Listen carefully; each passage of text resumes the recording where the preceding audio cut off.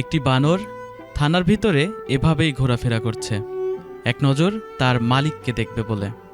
কিন্তু তার মালিক হত্যা মামলার আসামি হওয়ায় কারাগারে বন্দী, আর মালিকের কারণে বানরটিও এখন থানার 4 দেয়ালের মধ্যে আবদ্ধ।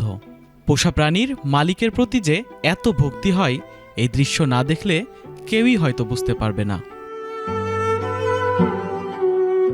লক্ষ্মীপুরের রায়পুর উপজেলায় কিশোর অটোরিকশা চালক মোহাম্মদ রাজীবকে হত্যার মামলায় প্রধান আসামি গিয়াসউদ্দিনকে গ্রেপ্তার করেছে পুলিশ। সাধারণত কোনো অপরাধীকে ধরতে গেলে তার ব্যবহার করা গাড়ি বা অস্ত্র জব্দ করে পুলিশ, কিন্তু রায়পুর থানায় দেখা গেল এক বিরল দৃশ্য।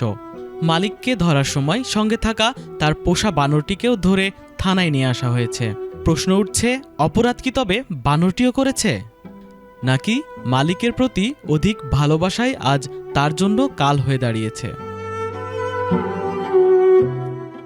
মালিক গিয়াস এখন থানার অন্ধকার হাজতখানায় বন্দী, আর তার ছায়া হয়ে থাকা 4-5 বছরের সঙ্গী রাজ নামের বানরটি বাইরে ডুকরে মরছে। আইনের চোখে গিয়াসউদ্দিন একজন খুনের আসামি।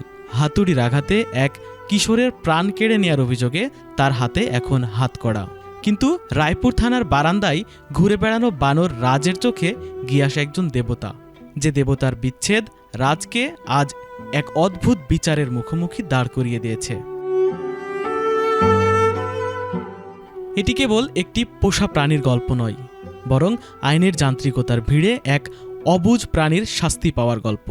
মালিকের অপরাধের কারণে আজ ঘরছাড়া হতে হচ্ছে এক মালিকভক্ত প্রাণীকে।